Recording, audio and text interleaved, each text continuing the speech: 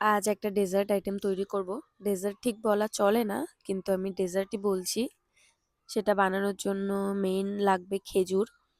তো খেজুরটা তো সবার প্রথমে আগে একটা নিজে খেতে হবে, তারপর রেসিপিটা শুরু করতে হবে। না হলে তোর রেসিপি আধুরা থেকে যাবে। দেখতে পাচ্ছ এখানে খেজুর আমি নিয়েছি যেই কটা বানাবো। এখানে খেজুরের দানাগুলো সবার প্রথমে ছাড়িয়ে নেব। আর এই রেসিপিটা তো আমি ফেসবুক থেকে দেখেছিলাম, তাই জন্য আমি এটা ঠিক জানি না ডেজার্ট বলে না কি বলে, বাট যেরকমভাবে দেখেছিলাম আমি সেরকমভাবে এটা ট্রাই করছি। আশা করি তোমাদের ভালো লাগবে। কিন্তু এটা লাস্টে যা গন্ডগোল আমি পাকিয়ে ফেলেছিলাম সেটা তোমরা দেখো, দেখলেই জানতে পারবে।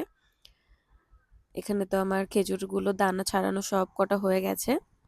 আর এখানে আমি ডার্ক চকলেট নিয়েছি, ও এখানে স্ট্রবেরি ফ্লেভারের একটা মিল্কি বার যেটা পিঙ্ক, ওটা নিয়েছি। তো এই দুটো আমি গরম জলে ভালো করে কিছুক্ষণ ফোটানোর পরে এটা মেল্ট হয়ে গেছিলো, দেখতে পাচ্ছ। তো এটা তো আমি একটা ছোট্ট কিউট শর্টসের গ্লাসে নিয়েছি, তাহলে খেজুরটা কোট করতে সুবিধা হবে। এখানে ভালো করে মেল্ট হয়ে গেছে চকলেটটা, তারপর আমি গ্লাসের মধ্যে ঢেলে নিলাম, দেখতে পাচ্ছ। আর এটা ঢালতে গিয়ে আমার হাত এত মেসি হয়ে গেছিল, কি বলবো। তো যাই হোক, মেসি আমি এক্ষুনি পরিষ্কার করে দিচ্ছি। এই যে আমার হাত একদম পরিষ্কার হয়ে গেছে। আর এই গরম চকলেটের মধ্যে আমি একটু বাটার দিয়েছিলাম, আমার মনে হয়েছিল যে একটু বাটার দেওয়া দরকার, তার জন্যই। তো বাটারটা দিয়ে তো আমি আবার গরম জলের মধ্যে রেখে দিয়েছিলাম, না হলে চকলেটটা আবার নর্মাল টেম্পারেচারে এসে শক্ত হয়ে যাবে, ওই জন্য। আর এখানে খেজুরের মধ্যে আমি কাজু বাদাম অ্যাড করছি। তো খেজুরের দানার বদলে এখানে কাজু বাদামটা থাকবে, দেখতে পাচ্ছ। এটা ফিট তো হচ্ছিল না, তো ছোট কাজু হলে একটু ভালোভাবে ফিট হচ্ছিল, বাট আমি তো জোর জবরদস্তি করেই খেজুরের মধ্যে কাজু বাদামটা ফিট করে দিয়েছি। আর এখানে বাটারটাও মেল্ট হয়ে গেছে চকলেটের সাথে।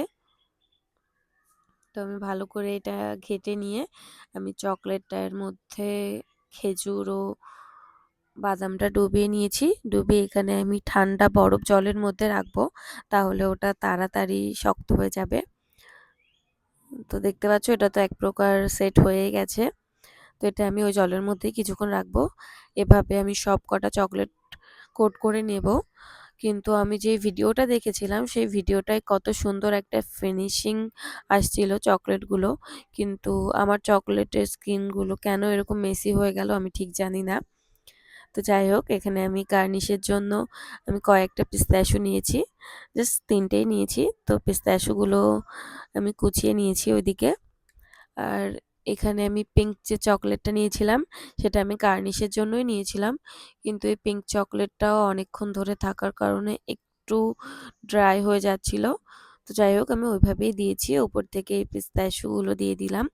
এবার ফ্রিজে আমি কিছুক্ষণ রেখেছিলাম, প্রথমে 10 মিনিট মতো। তো ভালো সেট হয়নি, তাই জন্য আমি পুরো রাত্রেই রেখে দিয়েছিলাম। তো এটা তো আমি রাত্রে উঠে একবার খেয়েছি, দেখতে পাচ্ছ, তার জন্য এক পিস কমও আছে। তো এটা আমি সকালে ভালো করে সেট হয়ে গেছিল, সকালে উঠে দেখি। তো দেখো, এটা এখন কিন্তু টেস্টি লাগছে, আর এটা খেতে সত্যিই টেস্টি হয়েছিল। ভিডিওটা ভালো লাগলে একটা লাইক করে দিও। Thank you for watching, tata.